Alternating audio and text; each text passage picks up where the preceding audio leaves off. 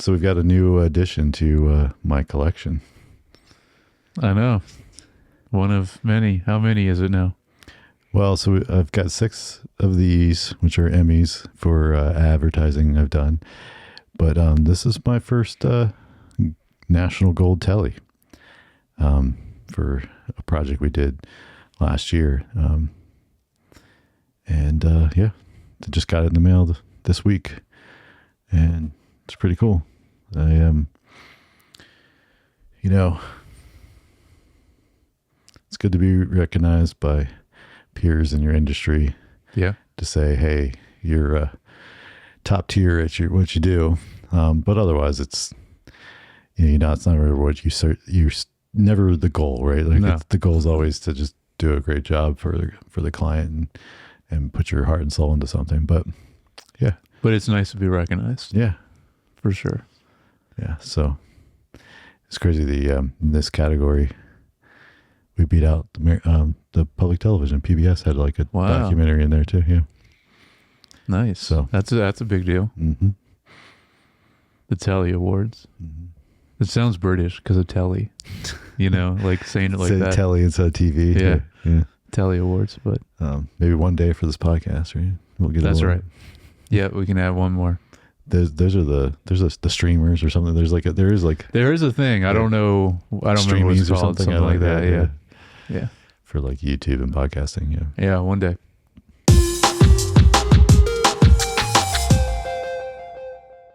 Hey, welcome back to Screen Time TV, a podcast where we discuss latest streaming shows and then also go deeper into a specific show at different times. And currently in the final 3 episodes of Andor, season 2, and also the internet's favorite podcast game show, Based or Waste.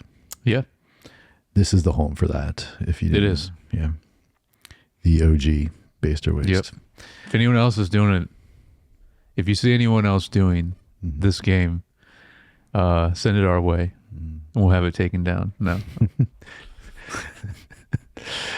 But first, Jared, you got to know your way out before you go in. Yeah, true. So for those you don't know, the new around here, my name's Josh, and this is my co-host, Jared. Josh, say it. Say the word Death Star. So these final episodes of Andor. Oh, yeah. We'll get into it here in a little bit. You can jump ahead if you want. There's normally chapter markers for the different sections. Any feedback? No feedback. No feedback. Nope. All right. Then we'll get right into what we've been watching. We got a few things. What about you? You got a few things? Yeah. I have one. Okay. Well, let me start. I'll start with the bad. Start with the bad. Okay. Fountain of Youth. Uh-oh. This movie on Apple TV Plus. Okay. I don't know why this film didn't work out. You've got crap, now I'm drawing a blank his name. Good cast, but also a good director. Right. And the idea is like National Treasure, which is cool. Yeah. It's John Krasinski. Yeah, Natalie Portman and Eiza Gonzalez. Yes, my girl. And then it's why am I drawing a blank on the director's name? Guy Ritchie. Guy Ritchie, yes. Yeah. Guy Ritchie. Because he's done so many. Yes. He's done so much lately. Yeah. Guy Ritchie, and maybe that's the problem. He's spread thin, and he just didn't put the time to it. True. And then even the writer, I think, and I can't remember now off the top of my head, but even the person that wrote it, like the script writer, I think is somebody who's done some good stuff. Okay. So what was not? But yeah, here's the premise. Two estranged siblings join forces to seek the legendary Fountain of Youth. Using historical clues, they embark on the epic quest filled with adventure.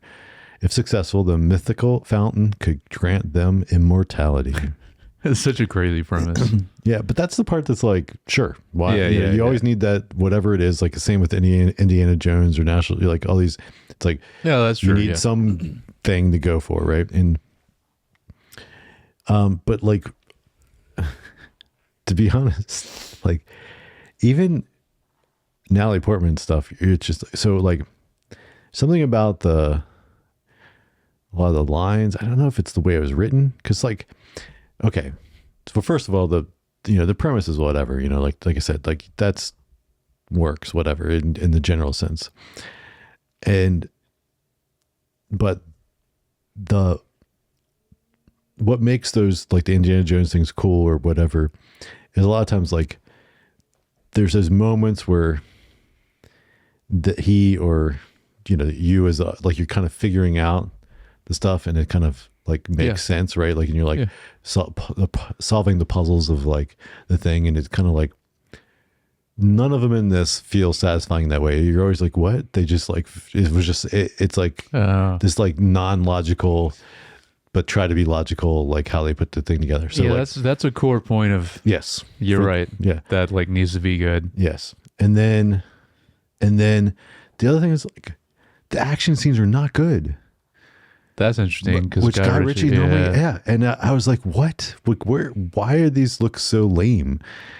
Maybe he didn't really direct it. Maybe he's just like, he put his name on it just to help people watch it. But like, yeah, and he the second was doing maybe other the second stuff. using director did a Yeah. lot of the stuff, and it just, I don't know. Yeah.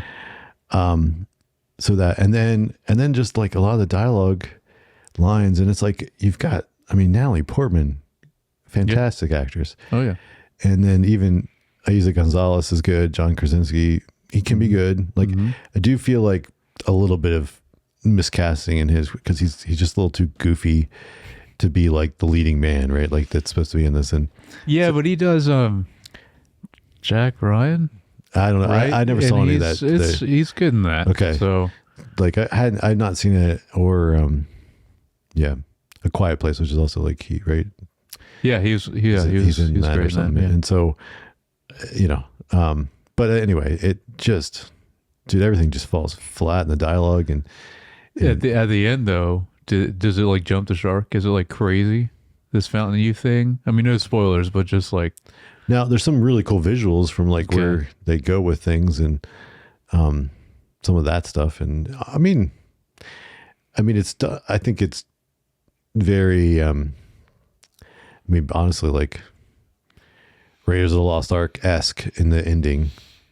oh, okay. Like kind of where it's like, it's Interesting. one of those things where it's like, yeah, it does this, but it's not always really what you want, right? Like it's like, it like is, yeah. Not as crazy as faces being melted, though. No, not that in that way, but I mean like in the way of like you finally get what you want, but what you want is what you think it's going to be, right? Yeah.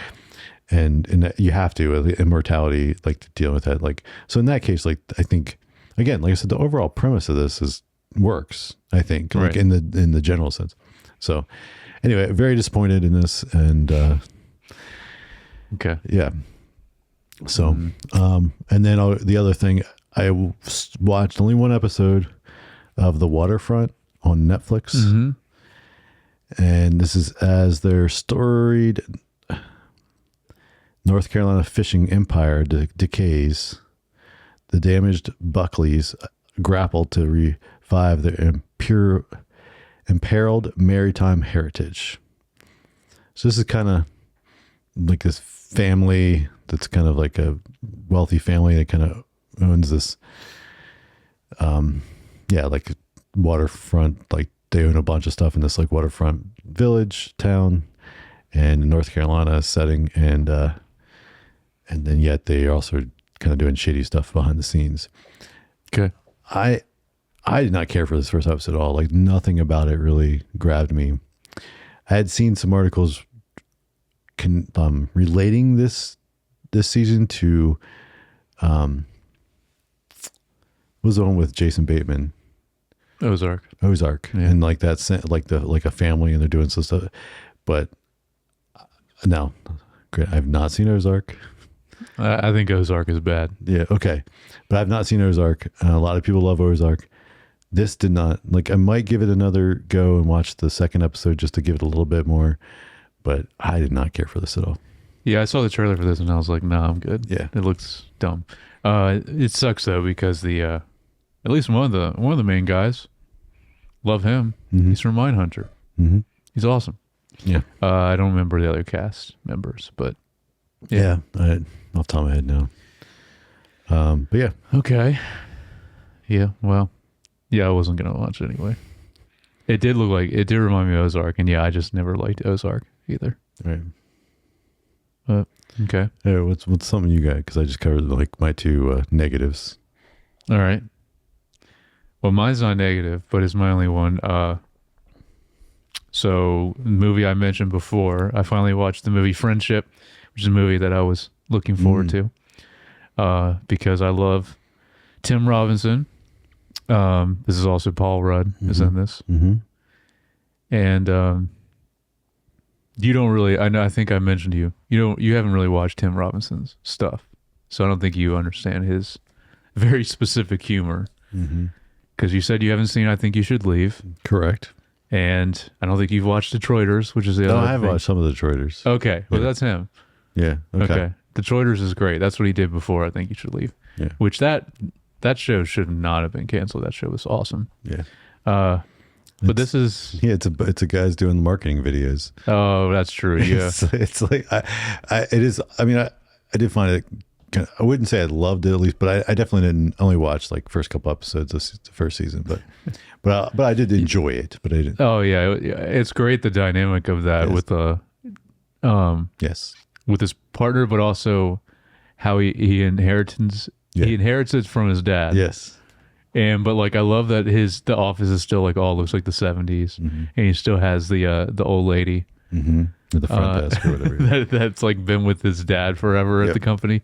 Anyway, that's a little mini Detroiters thing, which I think is streaming somewhere better now because it was Comedy Central originally. No, I think it's on Netflix now. Okay, sick. Yeah, I think that's why I got canceled because no one watched it. I watched it when it first came out, but yeah, it was. But I'm glad it's getting love now because it's great. But this is on VOD now. This is not streaming like yet on a service, but you can rent or buy it. But yeah, so mainly Tim Robinson and Paul Rudd. I thought this was really great. The trailer even for it, I was like really looking forward to it. It is you have to be into Tim Robinson humor, which he has very specific humor, and some people don't like it or just think it's weird. Because it's really like very much like his type of show. Okay.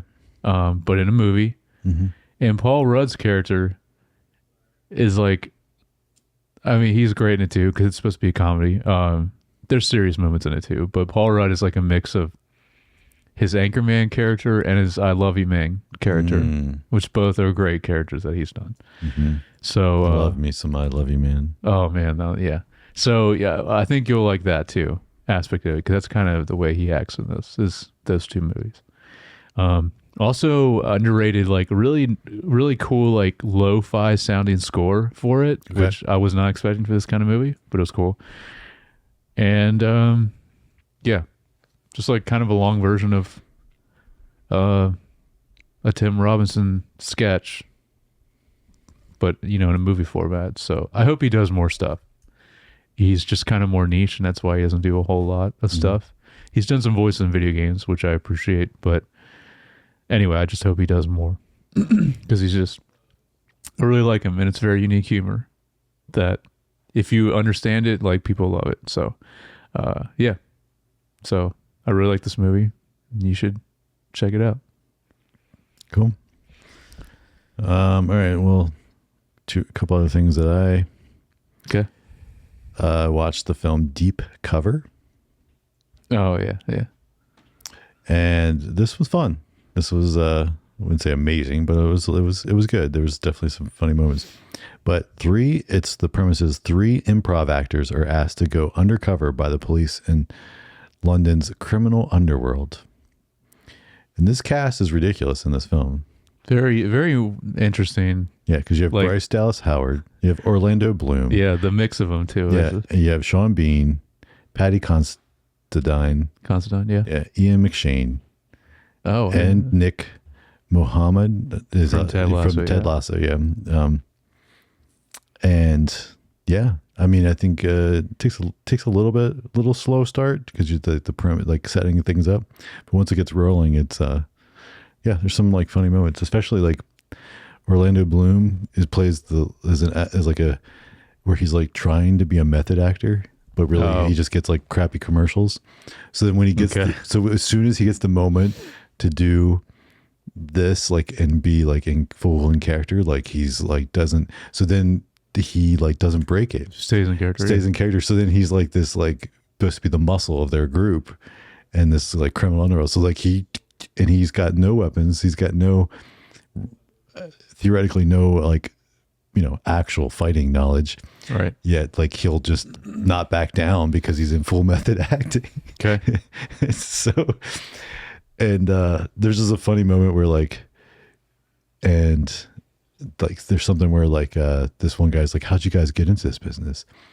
And like, you know, Bryce Dallas Howard's character, she's like, well, and she kind of like fumbles a little bit and you know, like and then kind of like tries to keep it surface level, and then it gets to him and he's like, well, when I was 5, like he goes full on like backstory, and it's just like the playing with the stereotypes of what they're trying to be, and it's funny. There's some clever stuff in there. Where's it streaming? Amazon. Is it Amazon movie? Yeah, it's Amazon Okay. Prime. Yeah.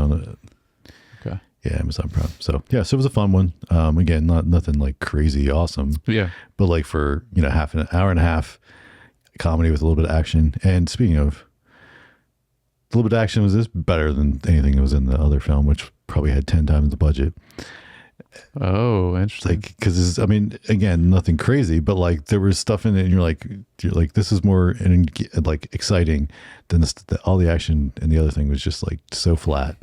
It was ridiculous. Which is funny because it's like, yeah, you're right. The budget of the other one, because it's like, Yeah, that's why it's on Apple, because Apple can afford. yeah, they'll just Whatever. spend the money on it. Yeah, Yeah, and But Amazon too. It's like, yeah, but you can tell this movie was. I think they probably picked it up. It was Okay. probably made, and then like, they found distribution there because. But anyway, I don't think I've seen Bryce Dallas Howard in anything in a while, because she was like directing like Mandalorian and stuff, right? She was doing doing other stuff. yeah. yeah. I haven't seen her act Yeah, in a while. the first Jurassic World movie, right? Yeah, She that was in like the last thing. That's That's probably been the a last thing I while. saw her in Yeah. as well. Hmm. She's in an episode of Black Mirror, Yeah, that is which is a good episode. really good episode of Black Mirror. Yeah. I can't remember when that came. I was just thinking of things I've seen her in recently. But yeah, Yeah. but yeah, Okay. it was fun. It was decent. And then just little Apple immersive corner. Okay. We get two. The other thing's kind of not a Apple immersive, but around the same thing. So they did in promotion for the new F1 movie with Brad Pitt. That's an Apple original, and they did a Apple immersive where it's a full hot lap of Brad Pitt driving an F1 car on like just as a practice. So he's like the only car on the thing, and they had one camera. So it was, the only thing that was different about it was like there was just a single camera angle. They never cut away to something else, but it was the full. You got to go with on the full lap, and it was pretty intense and pretty crazy to watch. And that Did it feel like you were there? Yeah, yeah, Okay. yeah. It was pretty cool. But obviously, partly mainly just done as like a marketing thing for this film, because the marketing behind this film was ridiculous. Yeah, it is. Apple's spending some serious money marketing this film. Because then the other thing, I don't know if you did this or saw this, but they if you bring up the trailer in the Apple TV app on a phone or an iPad, I guess an iPad, but I did on my phone. There's a version of the trailer that has haptic feedback. Oh, that's cool. And so that was neat to try too. And I watched that on my Yeah, I do everything in YouTube, so like I don't ever. I normally do too, Yeah. but I saw a thing about it, and so I went and checked it out. and that was cool. So like but again, that's a cool, yeah. especially in something like that where there's like the rumble, everyone's just racing, and there's like things that can. So it's kind of like the rumble and controllers, but like using it in the. Anyway, yeah. Did you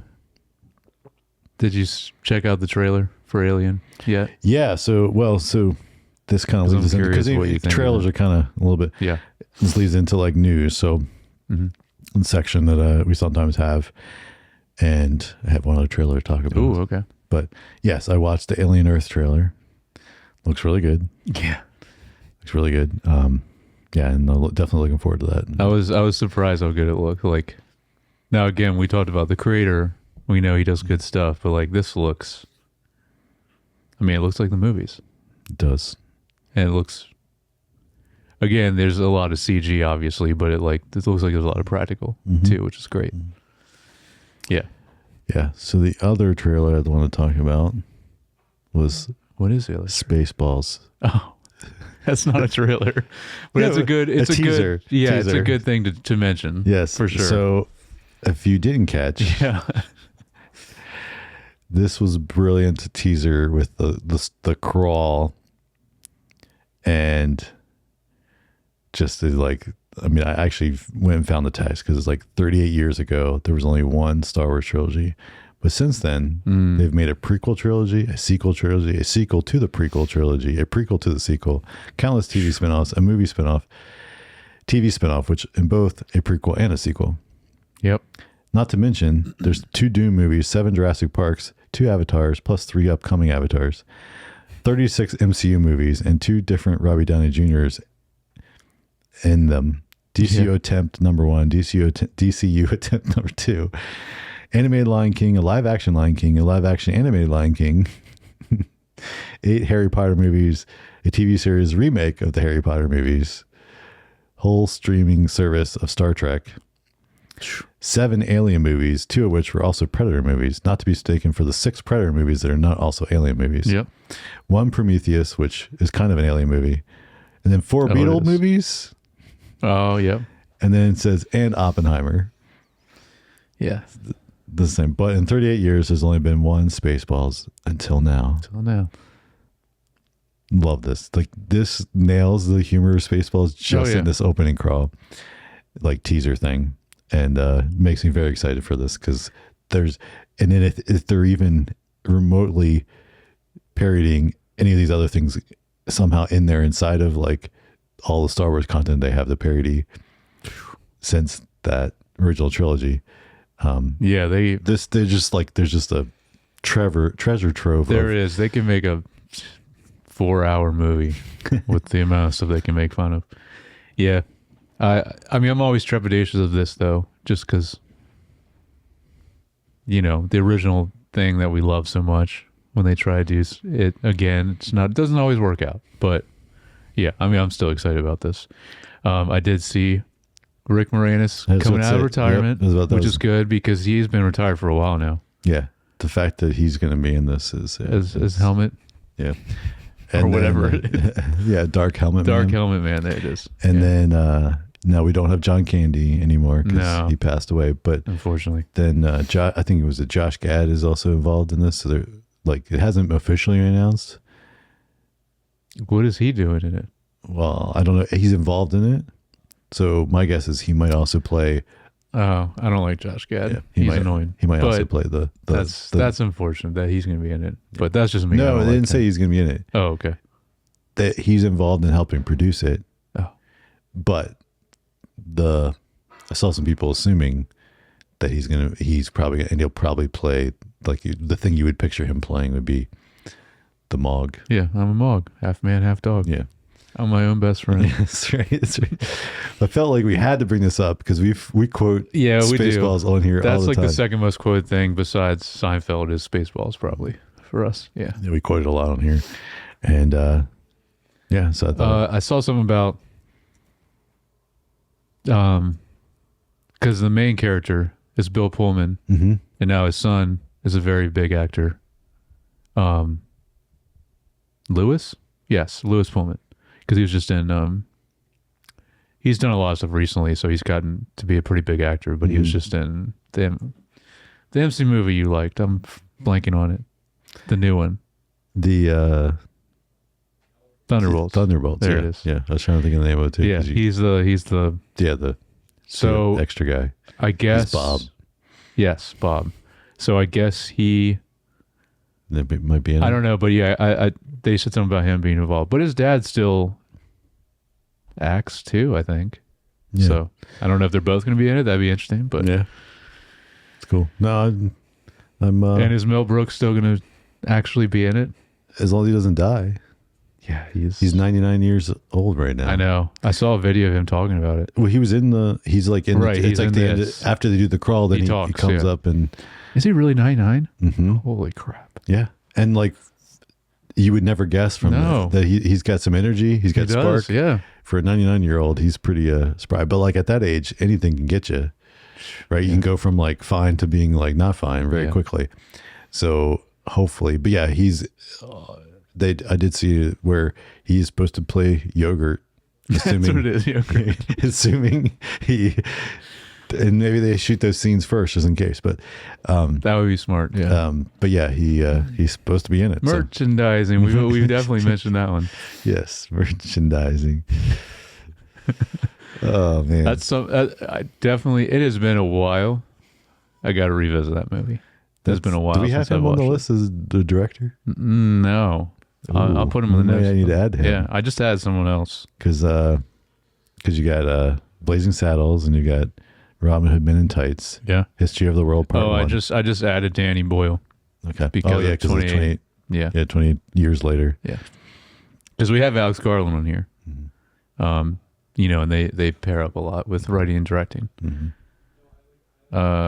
Okay, Mel Brooks. I will add him. I'll add him right now before I forget.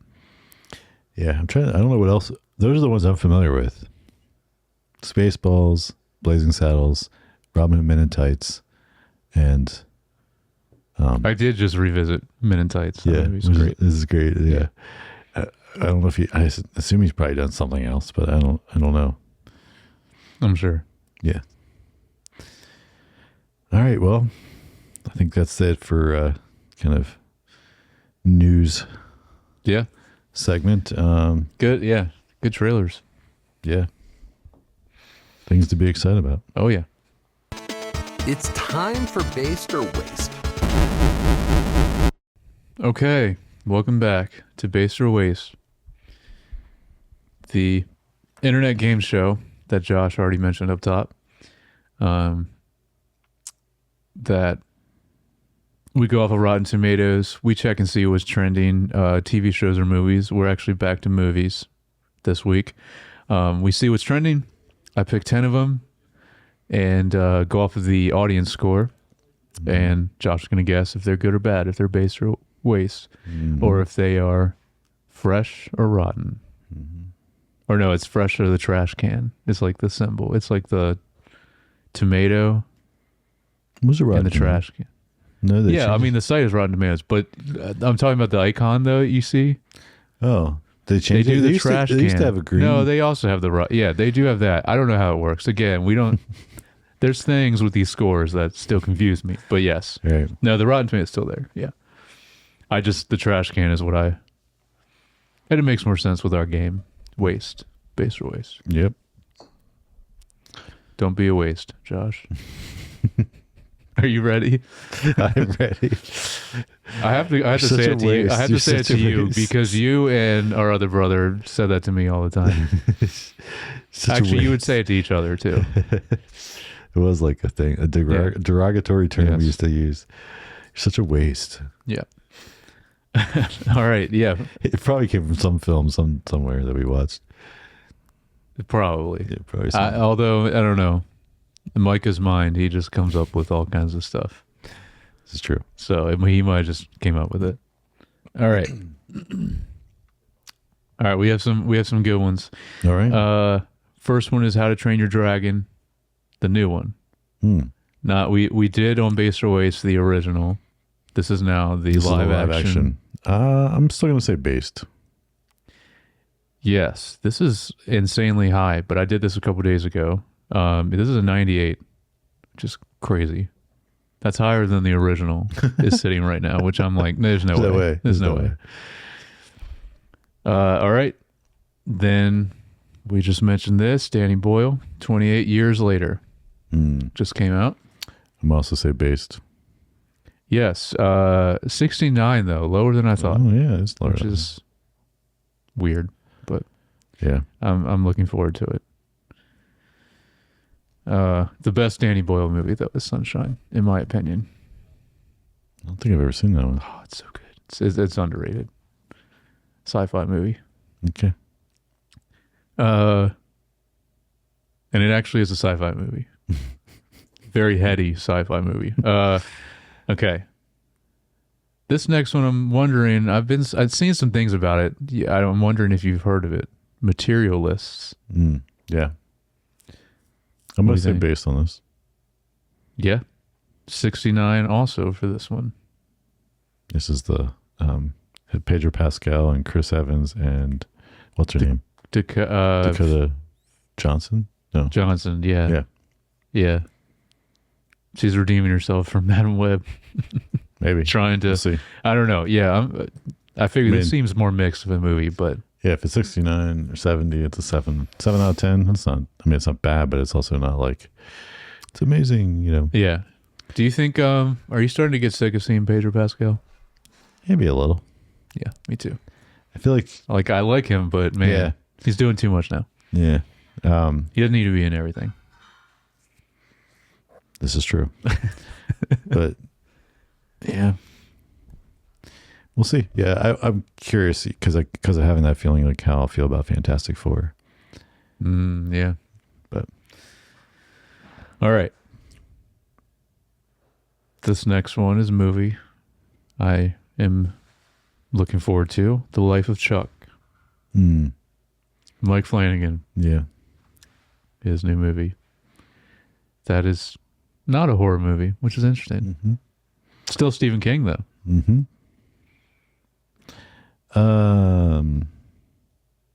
Mostly based. Yeah, 87. Yeah,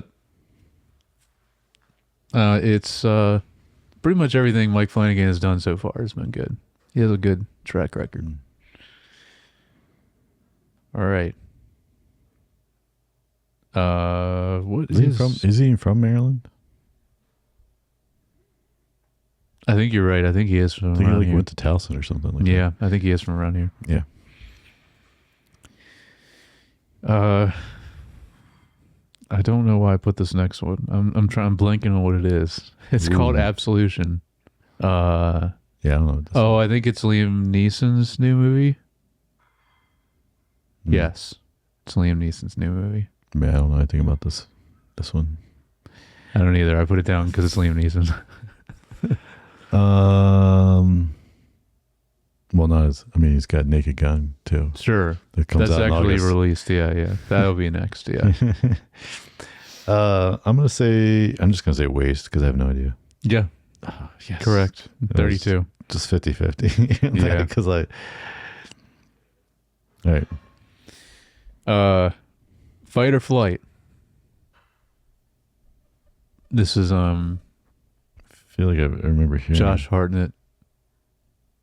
Oh, I forget the other actors that are in this. Yes. Vaguely. Again, another one I just have to guess because I don't really. Let's just say based. Yeah, 75. Oh, wow. Yeah, there weren't as many to pick from this time, and so I still try to pick as many as I can that I think you would at least know something about. I don't know if we already did this one, but this is a movie I feel like you would watch or maybe have already checked out. Death of a Unicorn. Also Paul Rudd. Yeah. Jen Ortega. I have not seen it. I know I'm familiar Looks with like something you would like be interested in. it. Yeah. I'm going to say based. Yes, 77. All right, Willie, do it. The perfect score. We got 3 left. And arguably the last two are easy. Okay. Well, So I'm this curious, is I'm curious if one of the curious one of we'll see if Okay. one of these is a certain film, but Okay. it seems like it should be. But This next one is Hurry Up Tomorrow, which is the newest Weekend album that he did, okay. but I didn't realize he made a movie Oh, yeah, based on the album. So now I want to check it out because I really like him. And also, I think Jenna Ortega is in this, and Barry Keoghan, however you say that actor's name. It's a few people in this. So I might talk about it soon because I'm going to check it out. But I'm gonna say based. it's a cool idea, though. Like, it's like the concept is based around what the concept of his album. Yes, it is based 63, so not as good. Not strong, but Yeah. All right, you might get it perfect because these last two, we'll see. Spaceballs. okay. This is based. Yeah, 83. It should be higher than that, but Okay. that's where it's sitting right now. And then, this is even easier to guess. Indiana Jones and the Last Crusade, because that was in theaters. Yeah, the Again? anniversary. Yeah.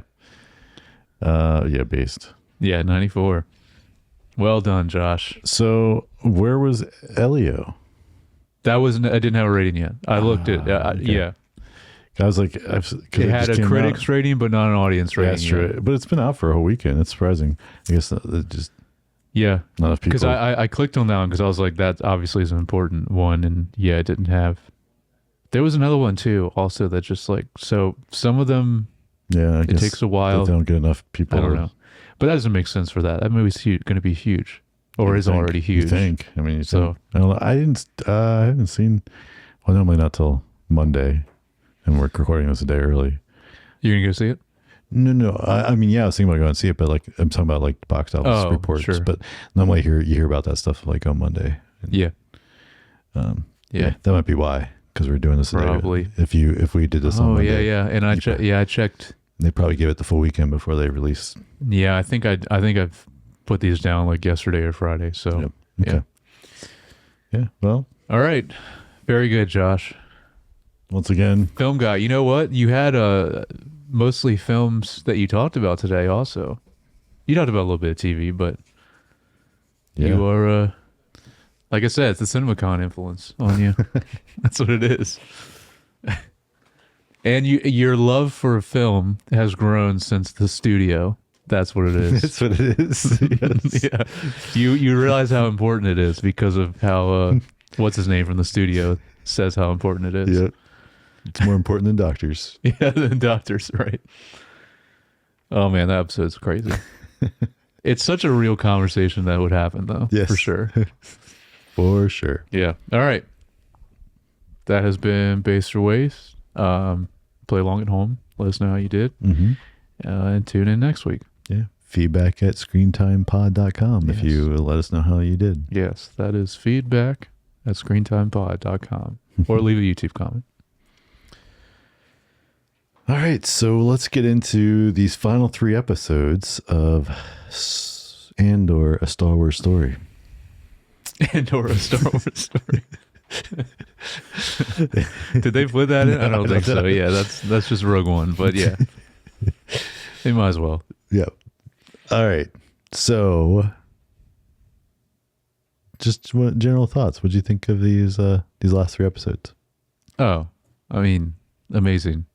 And although not exactly how I thought it would end, Mm-hmm.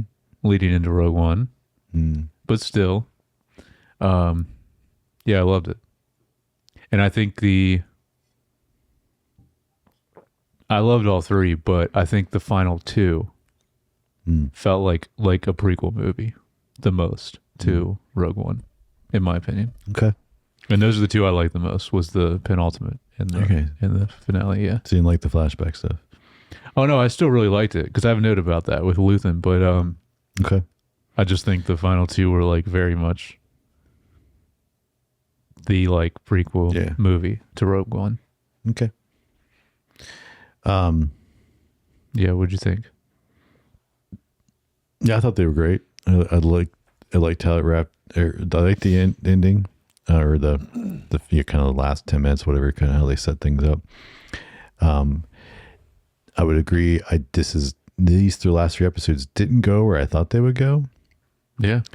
Like in retrospect, I think I was assuming there was going to be like a bigger climactic thing, but then you realize, well, that's Rogue One. Yeah. And then for it to be such a smaller thing, almost like these last 3 episodes are more about Luthen than anything, is unexpected, but like I liked it. Like I really liked it, but I just was not what I was, again, I didn't like deeply think about, what's it going to be? But it was just like, there was an underlying expectation, I think, that I had subconsciously that was leading to some bigger thing. And it ended up being more of like a smaller thing in general, but because he, like you said, Rogue One is the bigger thing too, but like also because, it lays that groundwork of like, he was the reason there even was a rebellion, which is cool to think about. But anyway, I would also argue the underrated MVP of all this is Clea. Yeah. Like, for sure. Crazy. Yeah. Well, I think they definitely set that up too. So yeah. Also just like kind of, I was like, should the show have been called Luthen instead of Andor? But no one knows who Luthen is. So, No. All right, let's get into these episodes again. Maybe the show should have been called Rogue Zero. Rogue Zero. Because I mean, it's like it is like essentially a prequel to Rogue One. Yeah. So like, I don't know, keep the continuity a little bit more. Yeah. Because it does center around Cassian, but like not always.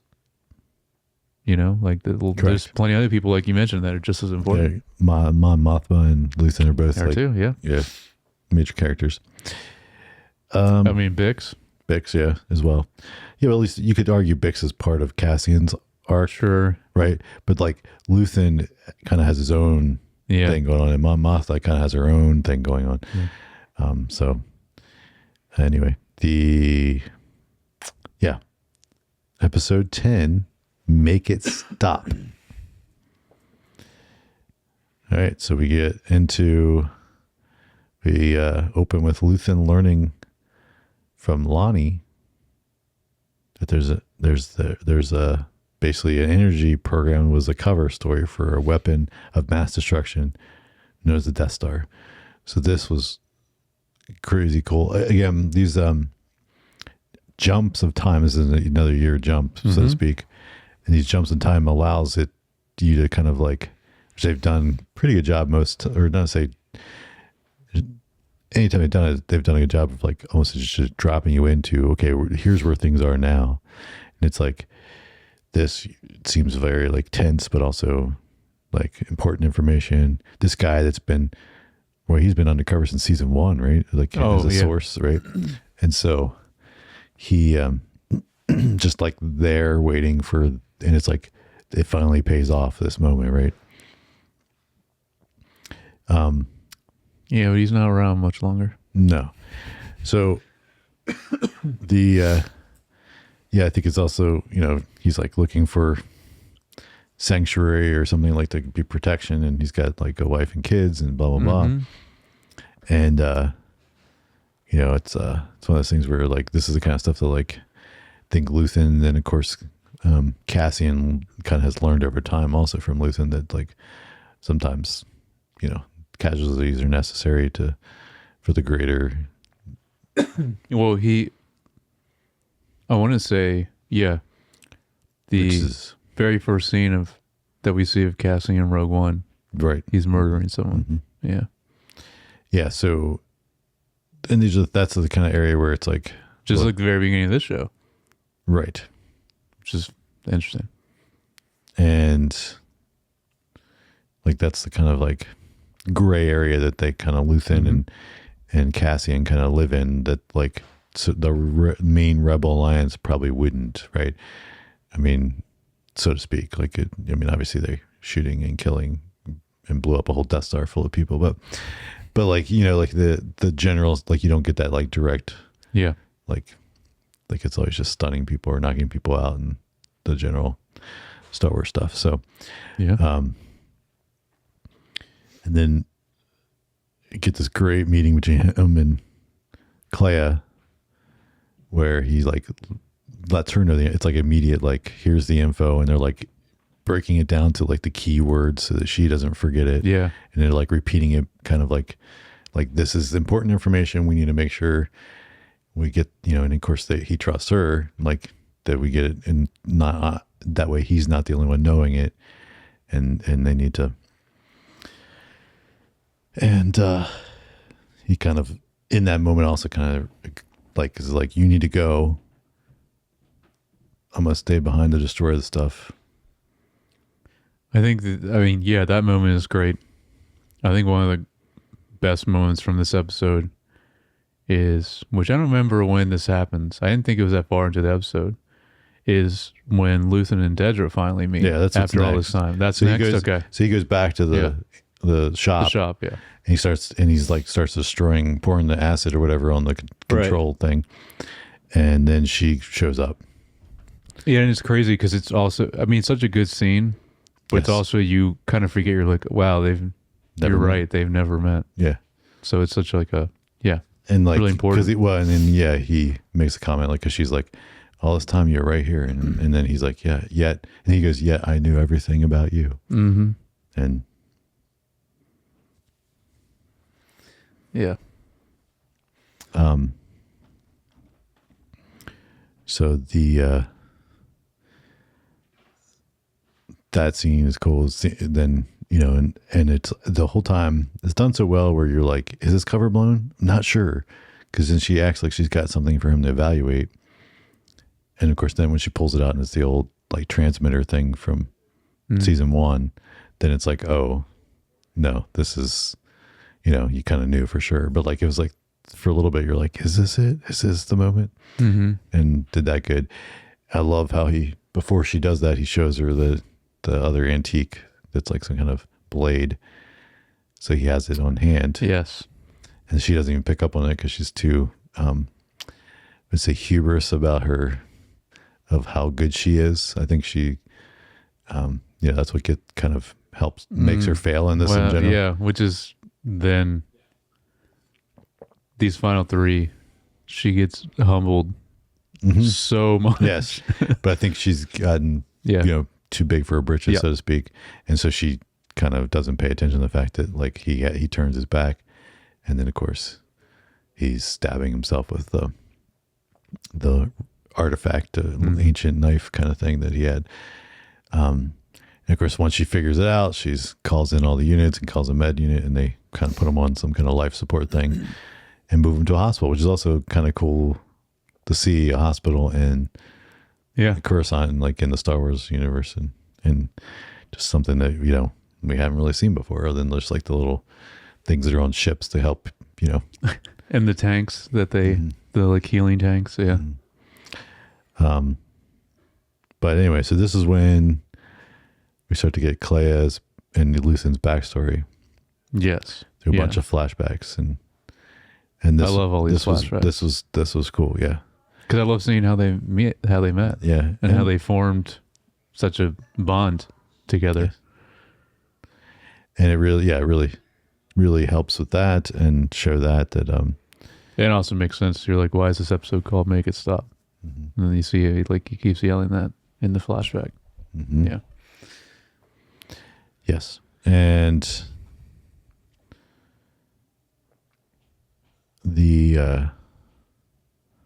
and then we kind of get this kind of heisty, her breaking in so that she can, it really also, the backstory helps to establish their relationship so that when she does kill him, why she's like, it's pulling the plug on him so he dies for real. Yeah. Is like why it's so like need to be done, but also not easy for her to do. And why, she sheds a tear and everything. 'Cause basically all intents and purposes, he was a father to her. Oh yeah. Besides them kind of being comrades in the rebellion and kind of working on that for decades. But yeah, it made all this stuff really great. Yeah, it is. I love her. Like, you really also shows how skilled she is at other stuff. Like, that you kind of learn a little bit in the backstory, like how tough she really is. And then of course you also get to see it in present day as she's like infiltrating the hospital, and how good she is at like maneuvering and disguising and then shooting and planning, because she has all the explosives on the vehicles outside as a distraction, and all the things she does that. Yeah, she does a lot in that hospital. Yeah. So I thought that was, to me, like, this episode, it felt like the densest than the three. Oh, okay. Because it seemed like we learned a lot from the backstory, and then even the whole besides the scene where he learns the information and kills the informant, and then the scene where the stuff with him and Dedra in the shop, and then you still have all the hospital stuff of her infiltrating that. Yeah, it's just not as much like center Star Wars plot in this one as the final two. Maybe that's why I think the final two. Yeah, no, I know what you're saying. Yeah. But I just thought this one was, again, kind of a well done. I mean, I don't think anything's going to top the episode 9, which is also kind of a heist of like, get my mom out of there, kind of thing. But in the tension that was there on that, but like this still was really well done, and because you just don't know where it's going to go. No, and I also love the restraint of literally the only thing they do is actually just say Palpatine's name, and that's literally it. Oh, they mention, I think, one time, why am I blanking on the name? Tarkin? Yeah. And that's literally it. Like, they never even say Vader's name. Mm-hmm. As far as I know. But that's like literally it. And that's only to connect certain people that are in the ISB and like kind of like the ranking of everyone. Which I think is great, because even though obviously fan service wise, like I would have loved to see any of them in there, Palpatine or Tarkin or Vader, but that's like, that shows incredible restraint on their part to like, those people don't matter in this story in this moment because they're off. They're busy with other things. Yeah. So, yeah, it's true. The also then in this we get the other guy. I forget the guy's name. I don't think I wrote it down, but the Dedra, like, she is initially at the hospital, kind of locking things down, and then she gets taken in custody because they suspect. Yes. She was behind some of this, and confronted Luthen on her own. Evidently that wasn't done in the proper order. But then also, as we learned from the Lonnie guy, that he had access codes to her, and that's where he found the information about the Death Star. So then they root around in her stuff and see that she's got things she's not supposed to have, and so then she looks very suspicious. And it's crazy because then, like, you know, we know how dedicated she is as the viewer. You know how dedicated she is to the Empire, but yeah, because even her conversation with Luthen, she's like, "You want to create chaos and then just come back to your, you know, we need order and blah blah blah." And yeah, it's kind of crazy. Yeah, I think, well, I can wait because I don't know. This is for episode 11. I don't know if you're done with 10 yet. The next thing I just thought about. Yeah, I mean,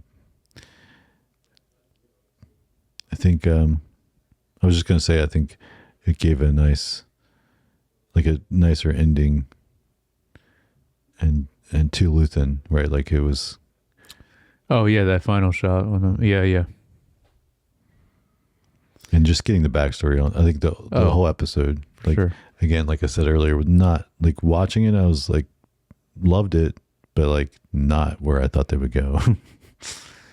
Right? No, and then the stakes with him and Clea, because you still don't know, and going into the next episode, neither are people we are familiar with from Rogue One on, anything else. So they could kill him off, they could not. Like, you just don't know. Yeah. So like there's certain people that you're like, oh, they don't die because we know they're in other movies later. But then that's why it's critical to have somebody like Luthen and Clea, because like they're could have died at any moment. We don't, Yep. And some of the other ones like Bix and anybody like they, because we did lose some of the other people. There were We lost a pretty decent amount already. Yeah. So let's jump to then episode 11. Who else knows?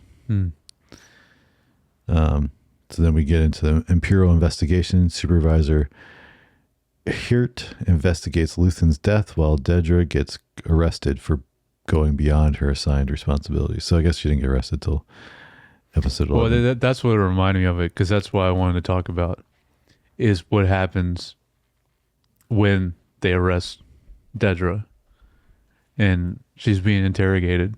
It's like it's so good. Mm-hmm. It's one of the best Krennic scenes, I think. Yeah, it's great. How he is with her in that interrogation is amazing. It's just, yeah. Yeah, it is. That's good. also my quote, because he asked her, he's like, what would make me even come down here?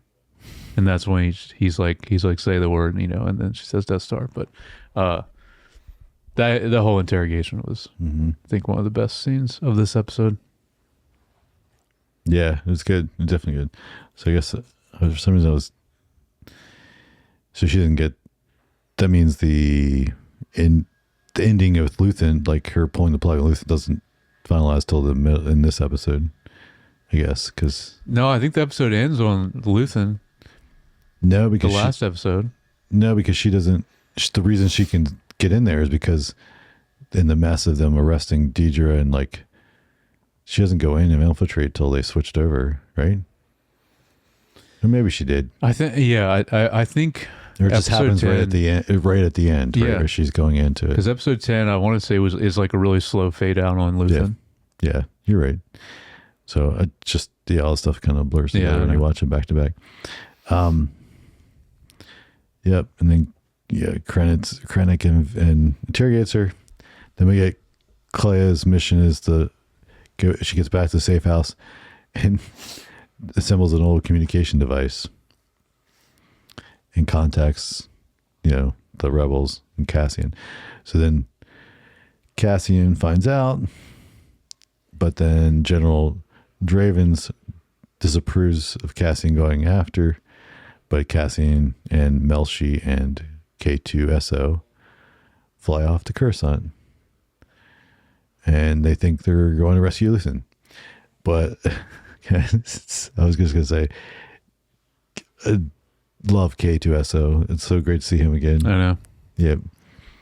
He's amazing. When they were like playing cards or something first when they first come, and it's such a great scene. Oh, and what K2SO does in this episode on Coruscant is so good. Yeah.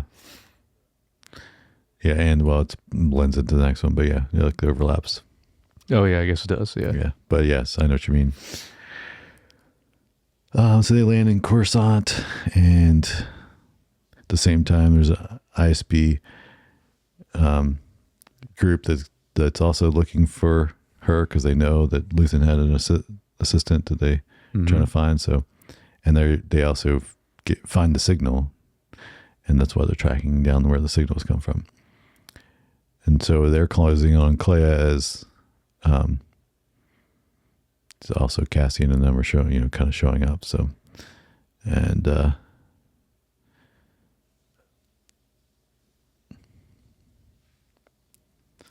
then we get they get saved by K2SO Bainley is what happened. But but he just him like first taking out the ship, the guys in the ship, and it's just brutal to see them do stuff like just kicking some guy and doing different things. Like there's Oh yeah. But but the whole conversation about even starts here, but then gets way more later. But yeah, where they just like the rest of the rebels on Yavin don't trust Luthen, and yeah, especially the Senator Organa, right? Like he doesn't seem to, but. And then it's like the other thing I thought was effective and interesting was all these guys going in to try to find Clea, and it's like they look like stormtroopers, but none of them have their helmet on. Yeah, which was it's like a way to more humanize them. Yeah, I think so. Yeah, but it was effective, but like also you're like, we don't normally see it this way. No, but. And then, yeah. I think you're right. I think that's the only purpose for that. Because stormtroopers always have their helmets on. But then, like, they're all just red shirts. You don't feel anything for it when they die. So, like, the scene like this, yeah, they need to mix them more, impactful. But yeah, and then, like I said, it kind of ends where they're still they're like entering the building, and then K2SO, it's like kind of like ends. It does end on them approaching, or something like it's kind of like in between the scene, like it's like before the real battle starts. But so then in episode 12 called Jada Kyber Urso, Jeddah. Yeah, Jedi Kyber Urso. Yes. Yeah. So they have this Imperial SWAT team, and then anyway, so we get that whole battle scene in the hallway, and it was done well. I mean, it definitely was like it's just like anything, that would be not Star Wars. It was just shot like a good like hall gun scene. Definitely. But then it's funny when K2SO uses the one guy as like a shield and just like kind of walks up. It's ridiculous. Yeah, he does a lot of stuff like that in Rogue One, from what I remember too. Yeah. So then they manage to get her Clay out of there, and then they head back to Yavin, and Cassian they immediately don't greet them the nicest, and they bring Cassian in front of the little council they have there. And, well, they're very skeptical of what he has to say. And he kind of gives a nice speech about Luthen and how, like, none of this would be here if, it wasn't for him, and blah, blah. Because we know, like, I mean, he was frustrated many times with Luthen, and also in his methods and his secrecy. And, like, there's so many times we saw, but in the end, he still respected the man and understood what his ultimate goal was, getting a rebellion going, and so we're seeing the fruits of that. But then these guys are, and it seemed a little extreme. This is one of those areas where I was like, man, these people are really going hard at not liking Luthen. But but they don't really know him, right? And then also we had at some point in here, you also got a scene where Mon Mothma and a couple other people were talking to Sal Guerrero. Yes. And like a little like video chat thing. And because that's he was already starting to go crazy there. And right. Like, that's like that's like direct setup to Rogue One, because that's where he is. And yes. Yeah. And he is getting crazy. And then we've, anyway, so eventually he kind of lets everyone know, get this good scene where, what's her name? The Mon Mothma's niece that was also like a spy for Luthen. She like has a drink with Cassian, and they salute to different people that have passed. And that was really touching. I know who scene. you're talking about. I don't remember her name. I forget her name. Yeah. And then she also, like, Mon, like, wanted her to kind of like, is he telling the truth? Mm-hmm. And so it seems like they did believe that enough, because then ultimately they give Cassian orders to go meet up with what's his name, which is directly who he meets with in Rogue One to kick things off. Oh, yes. My last note, I just wanted to say I love seeing everyone at the base Yeah. at the end. And I love hearing, because you finally get to see like even Mon Mothma in like her, the outfit that we all know her from. And the haircut. And the haircut too. Yeah, that's right. Her hair is very different. But also I love hearing the connection to, which is part of the name of the episode, but hearing the connection to Galen Erso specifically, which is Jen Erso's father, Mads Mikkelsen. So I like that connection because it is, I like hearing the context for how they get the information, or they even know where he is, because we get at least the backstory in Rogue One of like who he was, like an engineer, and then decide to move to like this, I guess it is Jeddah, is where he moves to. Yeah. But this is like nice to get how they know where he is, and not just the Empire know where he is. Right. So I like getting that filled in a little bit too. Yeah, there's a lot of good setup in here, and then There is, yeah. and then we to like connect the things, and then we get this, but we get a nice like kind of montage. Cassian heading off to meet his contact, and he's kind of moving a little bit more slow. It's like slowed down a little bit, Right? And we get his outfit. Flashing to. We get his outfit too, though.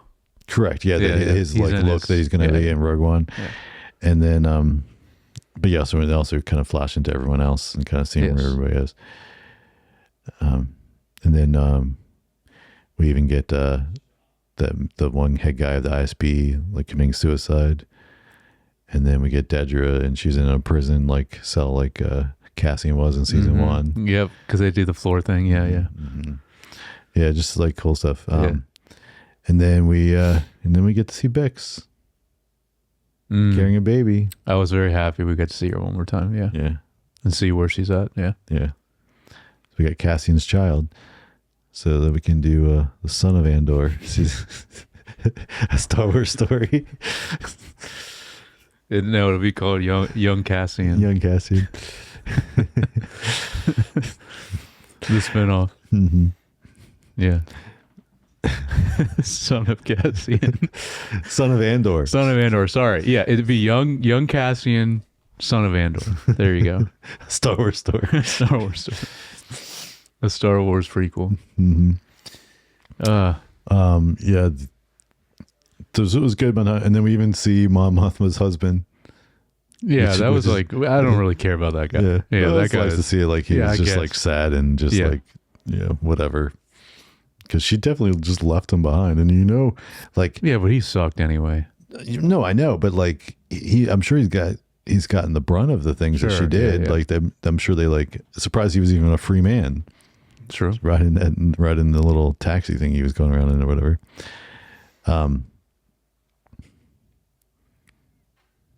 So few final questions. Okay.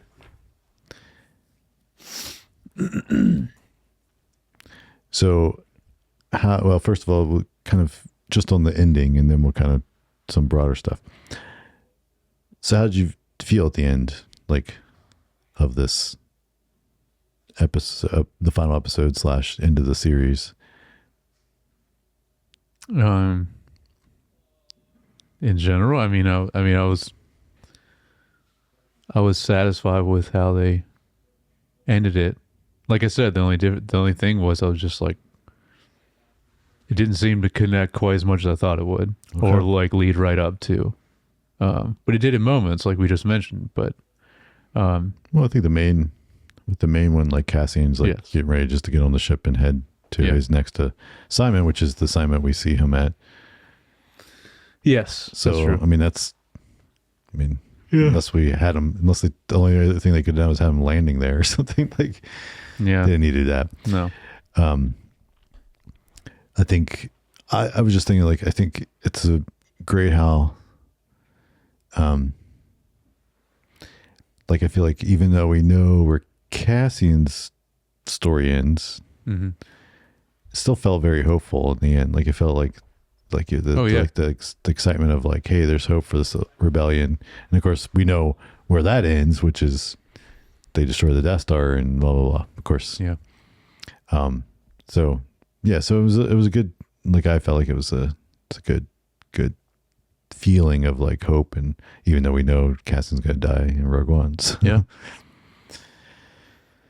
But also, you know, it's like, think about, like, you know, he learned the level of sacrifice needed sometimes, and, you know, from Luthen, even in that this ending, to be like, is that the last example he needed from Luthen, to then him to take that leap when needed in Rogue One, right? Like, to be like, no, we just need to get this done regardless if we all die.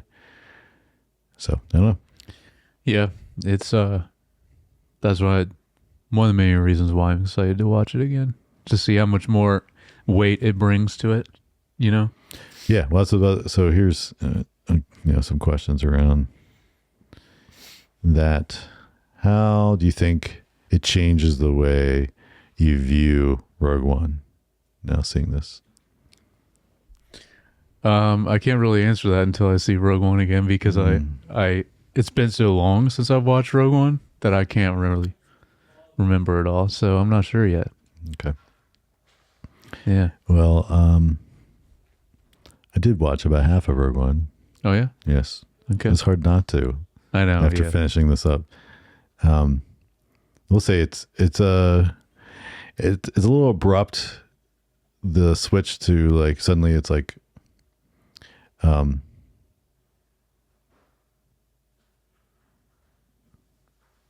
What? Hey, what? Sorry, just kind of weird message. But yeah, the focus being Jen Urso instead of Cassian, like, it is kind of a weird shift. And then, also the music's very different.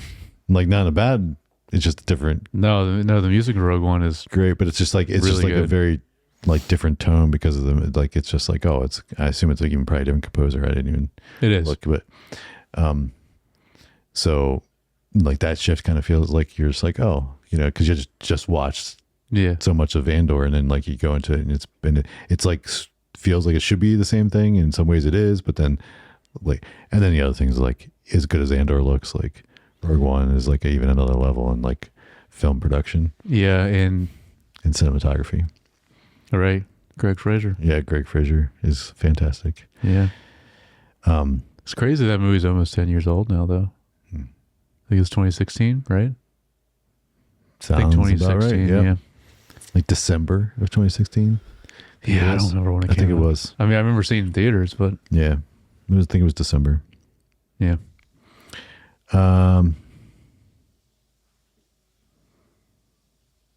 Let's see what else. So, what do you think of? I mean, like, the baby at the end. Do you think that enhances or diminishes the tragic of Cassian's fate? Oh, of his.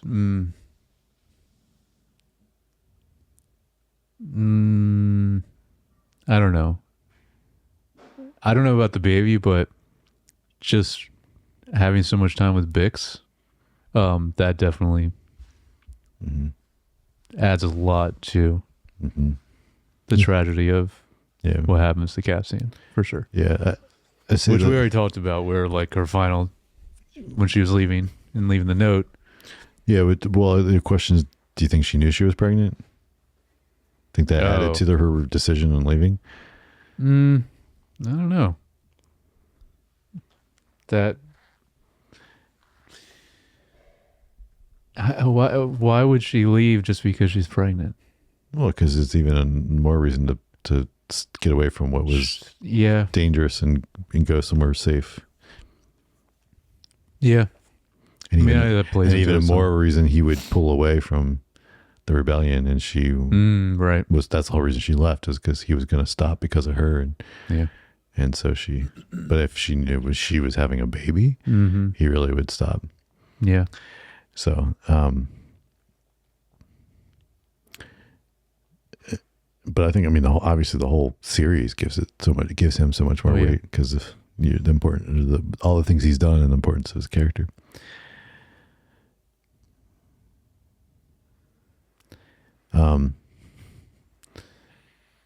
Yeah, and then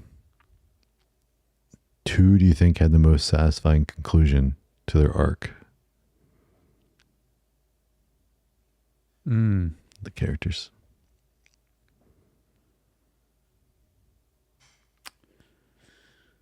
Satisfying conclusion?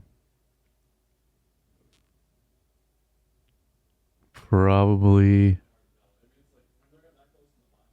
Luthen, because he did everything he set out to do. Because like some of these all like carry over into Rogue One. So like as far as Andor, satisfying, like yeah, I would say Luthen. Okay. I was thinking, for some reason I was thinking, I mean, I don't disagree with that, but I was thinking like Mon Mothma, kind of also a little bit like, yeah, just because like she's so integrated into multiple other Star Wars things. So it's kind of cool to see, like, have that much time with her as a character and really let her have that arc of and becoming the leader she needed to be, that then later is leading the rebellion from at least strategic standpoint. I love the line where she's after talking to Sal, is like, she turns the senator, what's his, now I'm drawing his blank, but the other guy that was a senator with her, and she's like, this makes the Senate look easy, right? Like dealing with yes. yeah. that was a good line too. But yeah, I think, of course,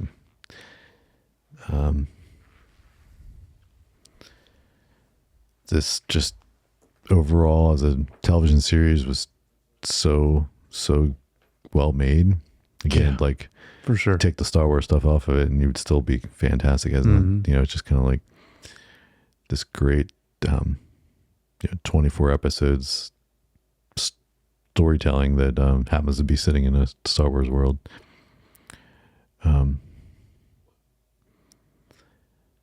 Just hoping that some of that carries over into future Star Wars. I agree. It's very hit or miss. Yeah, well, I'm just hoping that this is kind of gave something they can learn from, right? To be like, hey, I hope so. It's less about just throwing Jedis and lightsabers around, and let's make sure we're just telling good stories in the Star Wars universe. Yeah. The other thing one other note I forgot to mention that was cool was in the beginning of Rogue One, when he does meet with that guy. I mean, he kind of gives him similar information that Luthen had, right? But it's definitely like a thing that like corroborated what because they were all like, was it true or was it the ISB? Because one of the things they were questioning was if they picked up on Luthen right after he found this information. Okay. Was it a plant? Like the information, right? Yeah. And that was what some of the people in the council said. And I think to see, like, though that information was also confirmed, and that, Urso was the one sent the defective pilot to kind of give him the information. So it's like, okay, this is probably, we're getting this information from more than one source. And right. Yeah. Yeah. I will definitely watch Rogue One. Yeah, and I'll have to finish it, but I didn't quite have time to watch it all, but got through probably almost half of it. But nice. Yeah. Well, any final thoughts for you on Andor as a whole, as a show? No. Nothing No. else to share. No. I think I shared everything I So wanted to say about it. let us know if you have any thoughts on if you watched Andor and what you thought of it, or agree, disagree with some of our comments, and love to hear whatever other people think. And you can do that by emailing us at feedback@screentimepod.com, or through a comment or DM. Next week we're gonna start the coverage of The Bear season 4, Final season. final season for that show. It's a show we both love. Oh, yeah. And that will be we haven't decided how are we covering it, just one a week, or we haven't decided, have we? Well, Because they're going to drop them all, I think. yeah, they are. But we definitely don't want to cover it all at one time. No. So we'll have to decide that. But I don't know about one a week either, Yeah, because yeah. there's some other stuff that's coming up soon that we want to cover. So we want to time it out. Just going to. But yeah, so if you're looking forward to that, we'll be discussing that in the next couple weeks at least. And so please like and subscribe on Apple Podcasts, Spotify, or YouTube, or follow us on Instagram, Facebook, or TikTok. And if you'd like to follow us individually, I'm at Jay Youngbar. And I'm at Jared Youngbar. All right, we'll talk to you guys next week.